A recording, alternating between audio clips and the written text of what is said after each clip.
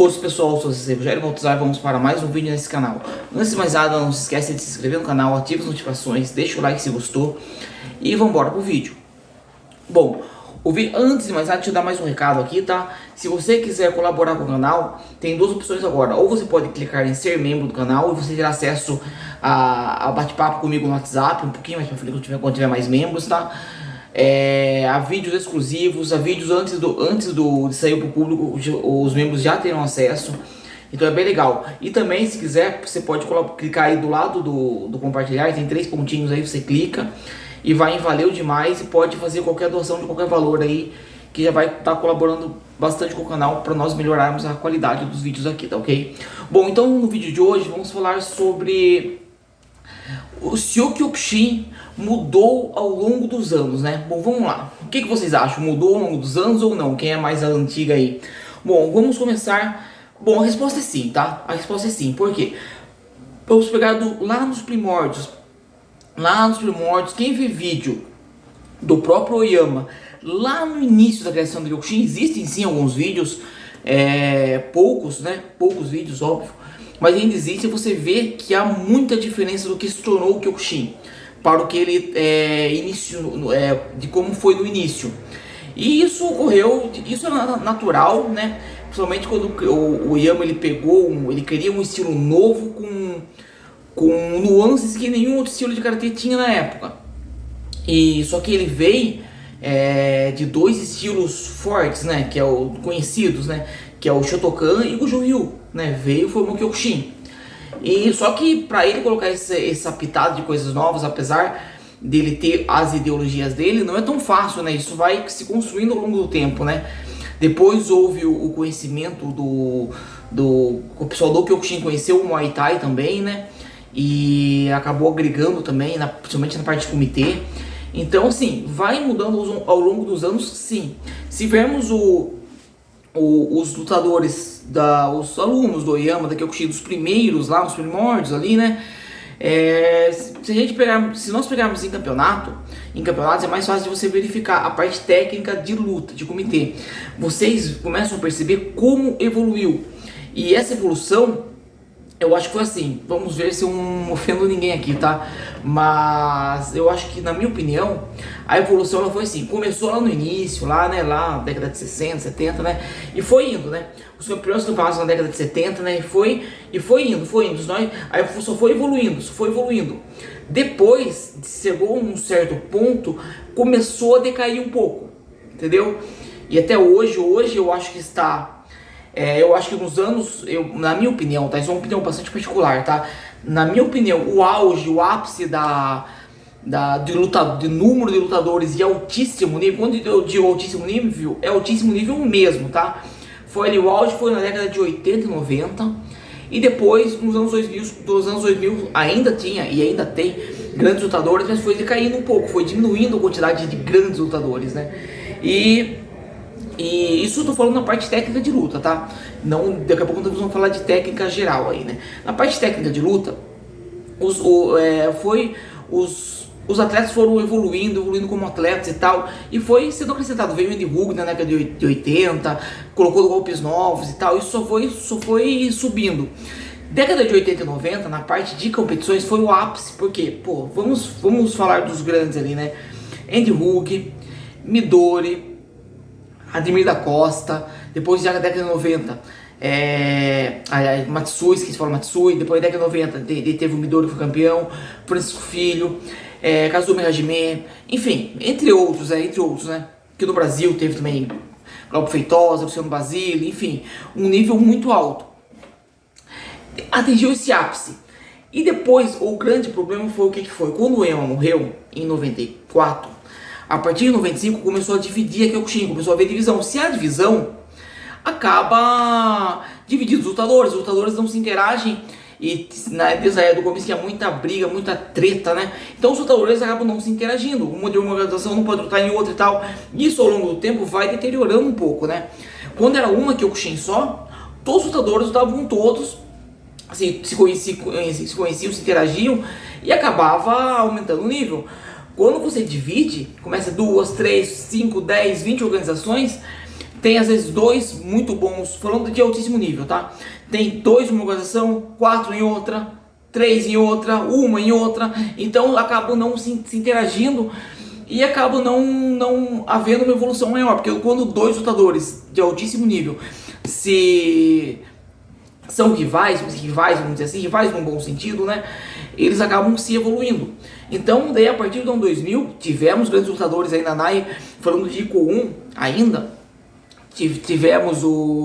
teve aqui no Brasil o Everton Teixeira, que foi campeão mundial, de 2002 a 2011 ele dominou praticamente o Kyokushin do ICO 1 no mundo, só que aí já está dividido, olha só, já está dividido.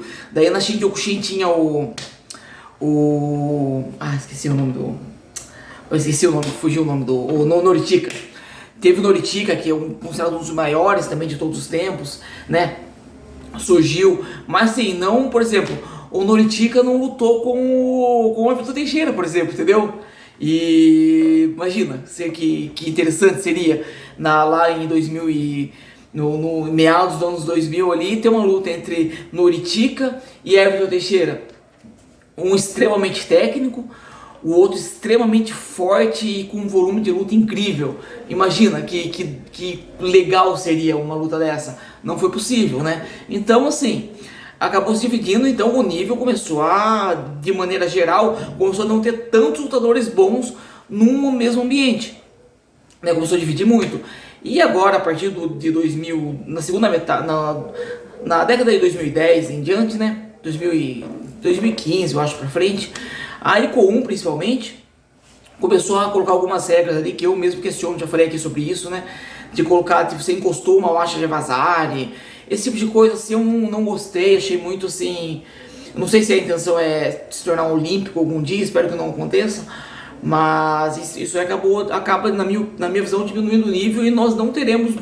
Na minha opinião, nós não teremos mais lutadores como tivemos na década de 80 e 90, de maneira, pelo menos não em quantidade, né, como nós tivemos, tão bons lutadores em tanta quantidade. Aí eu falei da parte de luta, né, das técnicas de luta. Vamos falar agora da parte técnica geral. O Kyokushin foi evoluindo da mesma maneira, né? O Ian foi colocando ali o que ele achava correto e tal, né? Foi modificando algumas coisas ao longo dos anos e tal, e chegou e atingiu um nível ali fechado de como era a técnica do Kyokushin. Não sei depois de quanto tempo.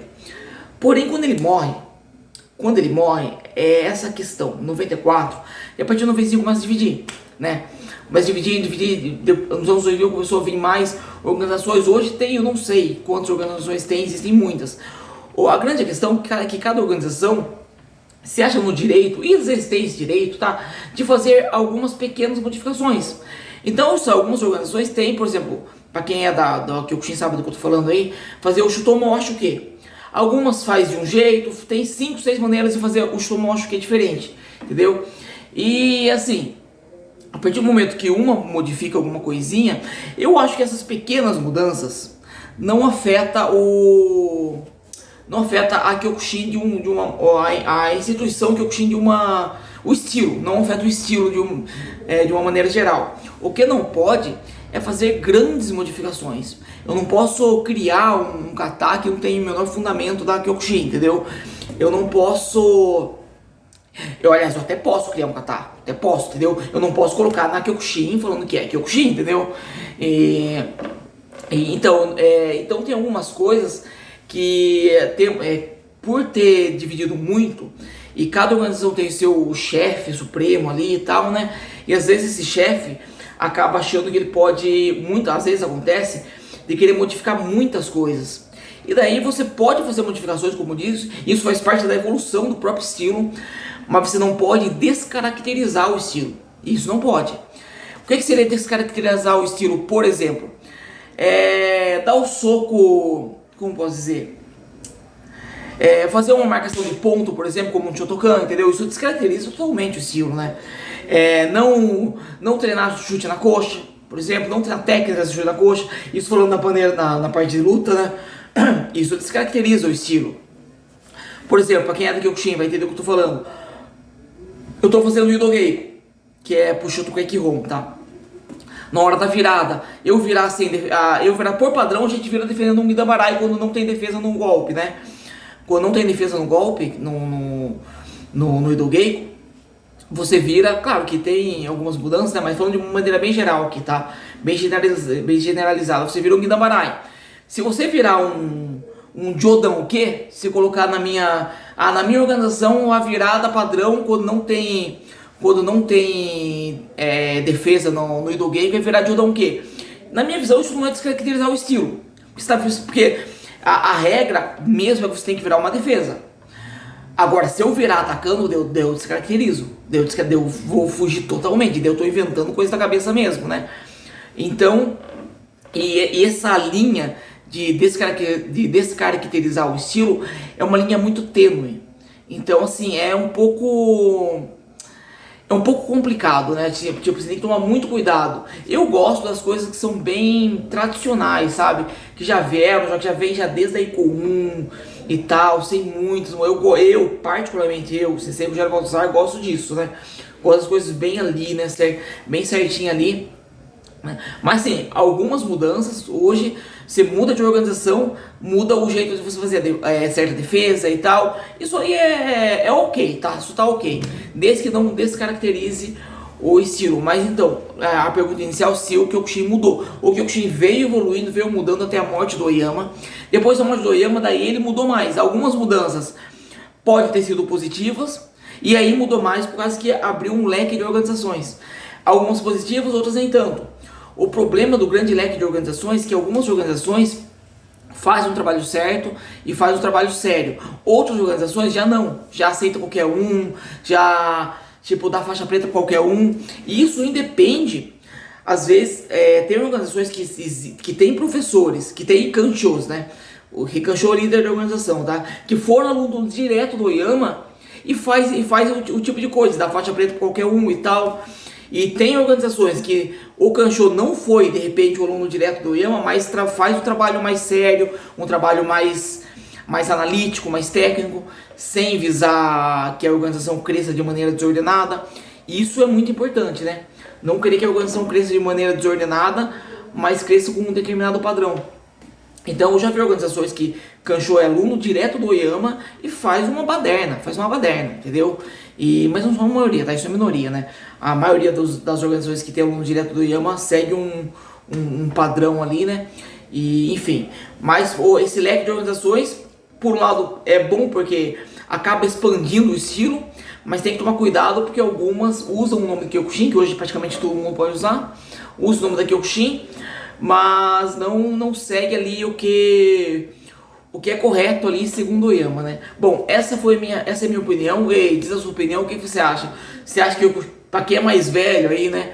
Ou pra quem pesquisa, né? Porque é novo e pesquisa, você acha que o Kyokushin mudou ao longo dos anos ou não?